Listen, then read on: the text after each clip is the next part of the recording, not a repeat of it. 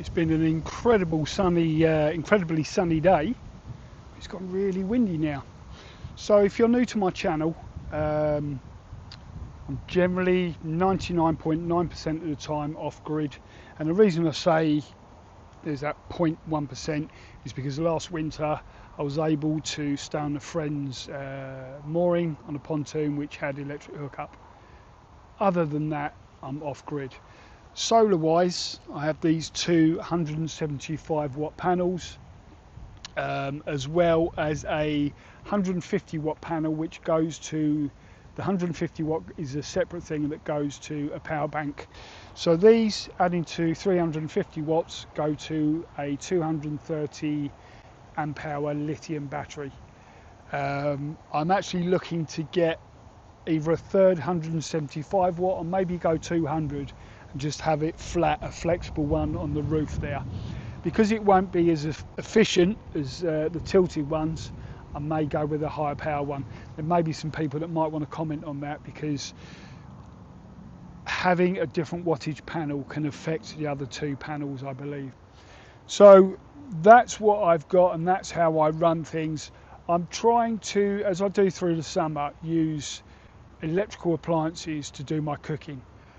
So for the last couple of years, I've always had an air fryer, and I either use an alcohol stove or I've had an induction hob. The induction hob has been one of those cheap Vango ones, very popular with van lifers or people using them maybe just for weekends or for short holidays. Lately, I've just found I've needed more adjustments with it. It hasn't given me what I wanted, and also I want to use it through the winter months, and I don't believe it's efficient enough, even just to excuse the aeroplanes. It's 800 watts, but even at 800 watts, I feel like, well, let me show you.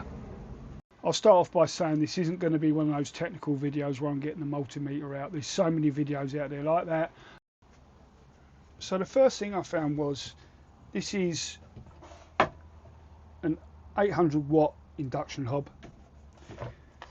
It's got 5 settings, but when you get down to, I think it's the third one, rather than lowering the power going through it, it just cuts in and cuts out. Now, if you're cooking something like, if you're stirring a sauce into some food, I was finding two things. One, that the cutting in and out was, 1 minute the sauce was spurting all over the place, and the next minute nothing. And then it did, because that's how it's working, that's how it regulates its power. The other thing is, I'm going to call them magnetic coils. I don't know if that's the right term, but when you see these markings, you think, oh, well, that's probably the size of the magnetic coil. But I don't believe it is. It seems to me that it's more here, very small, because only that centre of the pan was heating up. So sometimes, you know, as well as stirring it, I'd move the pan around a bit. And obviously, if you're boiling a large kettle of water and it's only doing that, it might only be 800 watts. But if it's taking you nearly 10 minutes to heat that water up, then having the lower power, it's kind of gone out the window because it's taking so long. Which leads me to this one.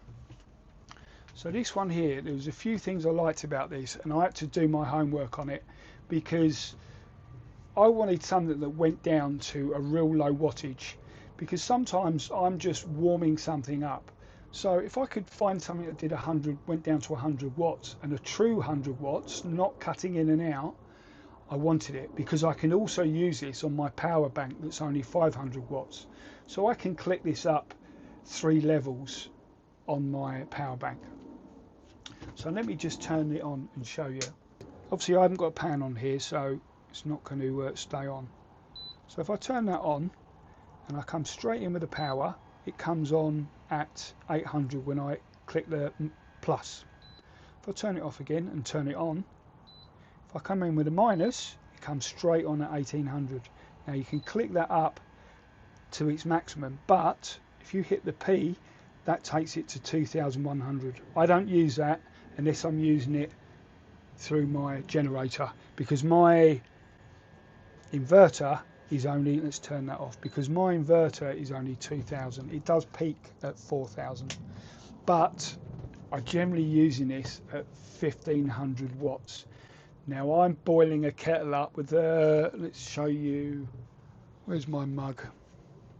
I drink a lot of coffee. This is a perfect coffee cup for me. Now let's say I put enough water in there for 3 of these. That's taking me not 3 minutes. It's 2.5 to 3 minutes. If I put it on a higher power, that's at about 1500 watts, I believe. If I put it on 1800 and I fill that kettle up halfway, still taking under 3 minutes. Very old school looking kettle. Now I used to use that on my alcohol stove, so it was very sooty on the bottom. Since I've cleaned that off, it's been working even faster. So honestly, under 3 minutes for boiling up, and that's running it through an inverter, pure sine wave, and through a lithium battery, as I say, or if I have to, through the generator. I'll do it through the generator if I'm getting low on power and there's not a lot of solar coming in. The idea this winter is to try and be all electric through the winter and not have to use the alcohol stove. So there's 2 things there. One, the size of what I'm calling the magnetic coil. How big is that coil? And secondly, if it says it goes down to 100, 200 or 300 watts, is that a genuine steady power? Or, like the Vango, is it cutting in and out? So that's what some of the induction hobs I looked at did. It said they went down to 300, but it did it by taking an average of power used, by cutting that power to nothing, then maybe up to 1500 or 1800, back down to nothing again. When I use my generator with the Vango and I went on the lower setting, it caused my generator to surge massively, because obviously it's cutting the watts in and out from nothing, and I guess up to 800, which is what its max is. That was a nightmare. I try and silence my generator as much as possible. I'm not going to mention the brand, you can see what it is, and it's pretty good for the price of it. It's much better than my old generator, but when it's surging like that, it makes it so much more audible, so much noisier. So that was one thing. So the other thing is inverters. Now I kind of thought it was an issue with the Vango, but my inverter was not pure sine wave, so the induction hob wouldn't work. I've bought a new pure sine wave and it works perfectly. So this is what I wanted. Being an ex-bodybuilder and strongman, I still find I eat a lot of chicken and rice. Apologies again for these aeroplanes, but the area I'm in is very close to Heathrow, so it's constant. But I've got that just simmering away, and that's on 200 watts. So that's the kind of thing I mean. I'll just let that simmer. That'll be piping hot once my chicken's ready. So even if I had that on, which is what so there's 800, which is what the Vango is. But you'll see, it's just a constant 800 watts. It's not cutting in and out, and that's what I was after. And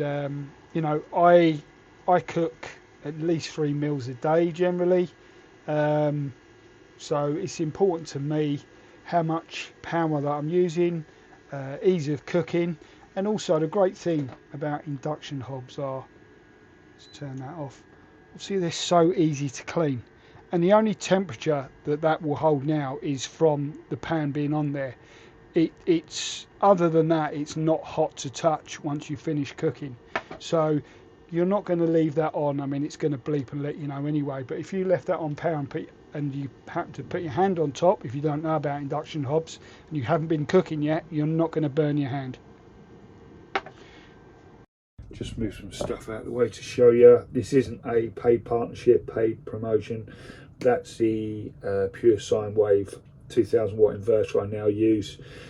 As I said, you won't run your induction hob through a non-pure sine wave inverter, and actually any appliances that you do run through that non-pure sine wave, you do run the risk of damaging the appliance. All these things I kind of learnt more recently, because at the time when I was doing the boat 2021 22, obviously throwing so much money at it, I got a cheaper inverter, but ended up now 2025 having to get a better one. So I'll just show you also inside.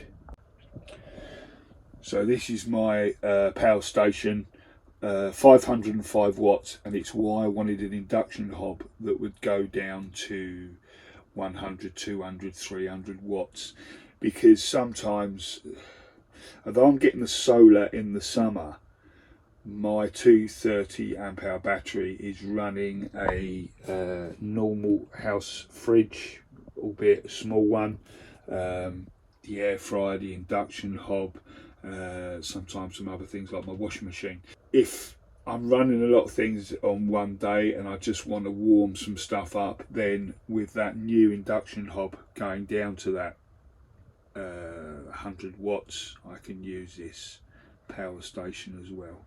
As I said, none of this is not paid promotion in any way. Yeah, it's not paid promotion. It's just, I mean, essentially this is an extension of the videos I do about my life living on the boat. The reason I'm trying to step away from using the alcohol stove is the expense of biofuel and methylated spirit is kind of working out cheaper to actually just run the generator. Now I've got that new generator I got, was it early this year? It's a lot more economical on fuel. And also getting the stuff. I mean, there's some towns I've been in, there's been like a hardware store or something where I've been able to get methylated spirits. You can get the biofuel online in bulk.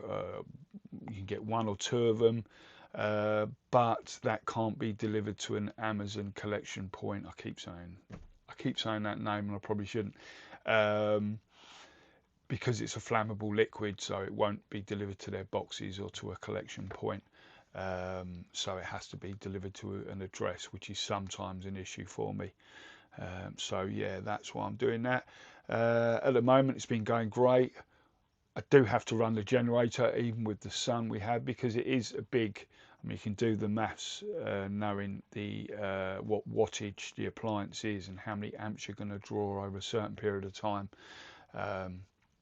So I do have to run the generator still. What I'm doing at the moment while I'm moving about, I tend to run the generator as I'm moving, because I've got an exhaust connected to it which takes the exhaust outside, and I have all the back canopies down as well anyway, so it's there's plenty of air going about, so that way I'm not disrupting the peace during these lovely summer days if people are on other boats trying to chill. I am very you know, I've said before, liveaboards get a lot of hate, and I get it, because there are people out there who really don't care. But I don't want to plot up somewhere and just be running my generator for an hour when only a few hundred yards down. I won't do that. So, but come winter time, river gets very quiet and it won't be such an issue. I can have the generator out on the bank and yeah, see how it all goes.